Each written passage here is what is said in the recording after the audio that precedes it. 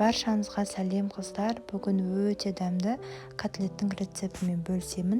Видеоны соңына дейін қараңыздар және менің YouTube парақшама тіркелуді ұмытпаңыздар.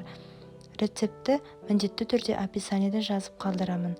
Котлетке мен 300 грамм фарш алдым. Осыдан 6 дана котлет шығады. Енді сол фаршымызға бір пияз қосамыз. Оны жұқа майдалап тураймыз.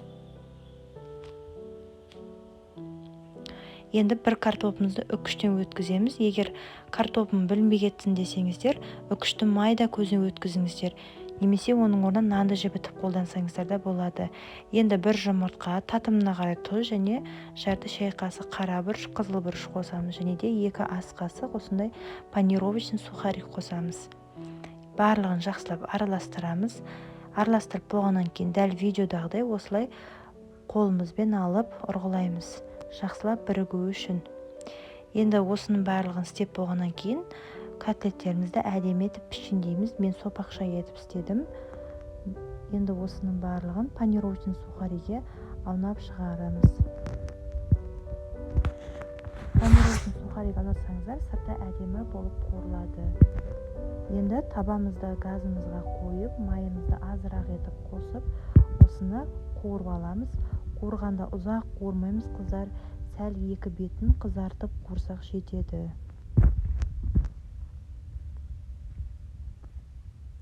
Мінекей, сәл бір қызарғаннан кейін осылай екінші бетіне аударып, әдемілеп қуырып аламыз. Қуырып алғаннан кейін котлеттерімізді алып, енді мен осыны буға пісіретін боламын. Буға пісірсек көлемі өзгермей әдемі болып піседі қыздар. Егер духовкада пісірсеңіздер, менде оның майы еріп, көлемі өзгеріп кішірейіп қалады. Сондықтан мен осындай мантоваркада пісіргенді ұнатамын. Мантоваркада 30 минут шамасында пісіріп аласыздар. Енді дайын болғанша поливін жасаймыз. Оған бір пиязымызды майдалап 4 бұрыш етіп турап қуырып аламыз жақсылап. Осыған жарты сәбізімізді терканы майда көзіне өткізіп, оны да майға әдемілеп қуырып аламыз. Енді осыған 2 шай қасық томатный пастамызды қосамыз. Тағы да 1-2 минут қуырып аламыз.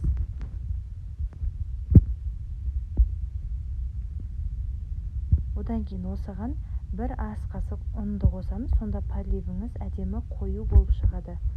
Тағы да 1-2 минут қуырасыздар және үстіне аздап су құямыз. Суды көп қоймаймыз.